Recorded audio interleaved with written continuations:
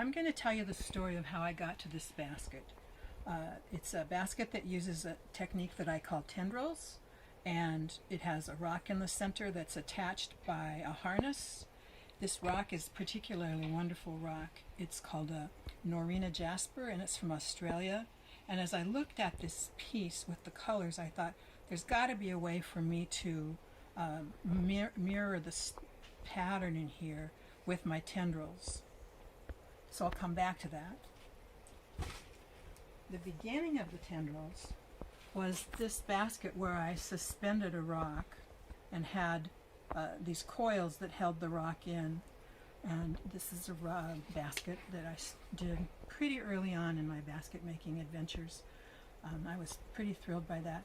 And then I saw these edges and how they made patterns, and I wanted to repeat that. Besides making the coils on that basket, I started looking at these pictures that are sumi paintings, and this particular one I got in an artist cooperative Christmas deal about 40 years ago, and it's been up in my studio for most of 40 years.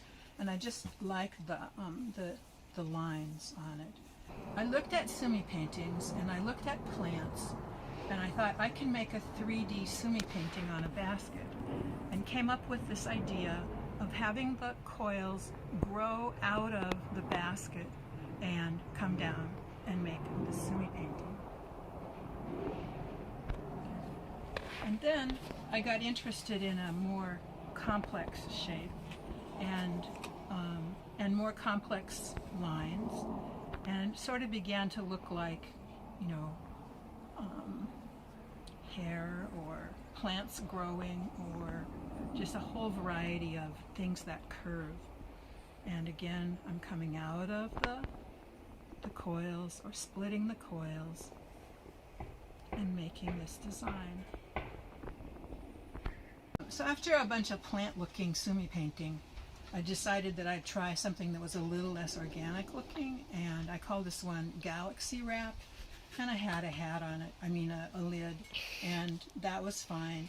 Except looking at this, it's clear that that lid is too small, and so I put this lid into a place I called the graveyard of lids, and made a different lid, which is much better to proportion. And there's a lot of lids in the graveyard. That's a lot.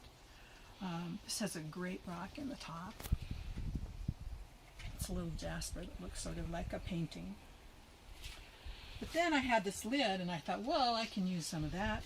And I had been to Japan, and I had gone to a place called Takao-san, which is Mount Takao, which is close to Tokyo. And there's 3 trains there, and I sort of like this going in and going out number. So I did that, and it still has my growing out of the pine needle coils to make the outside stuff. But this one goes up 3 different ways. And when you go to Takao-san, the first way you go up is on a regular train, and then you take a trunk line, special train, and then you get on this trolley that's really steep. And so this I'm calling 3 trains to Takao-san, and I used one of the basket lids from the graveyard. Takao-san has 3 layers getting up, and I thought, well, if 3 is good, 5 will be better. And I did a taller one. And then I was coming back from the ferry from the Bremerton ferry, and I looked at the Seattle skyline when this was done. And I saw that this looked like a space needle, and so I was like calling this Space Needle Pagoda based on all of the angles. This is a really complicated piece. Here's the lid, which is in itself is an amazing piece. It has a septarian nodule in the top that is centering it. And in the base, there's a beautiful Arizona jasper, and it's on a step. We got 5 layers, and when it's like this, you think that this is going to be the lid, and it's not. But this particular piece was very complicated to put together because of all the layers, and also the coils continue down from layer to layer, and they are continuous. So now we're going to do a progression of how we got to the Persephone basket. This one is called 3D Sumi. This one is Galaxy Wrap. This one is like a Space Needle pagoda, bringing us to Persephone.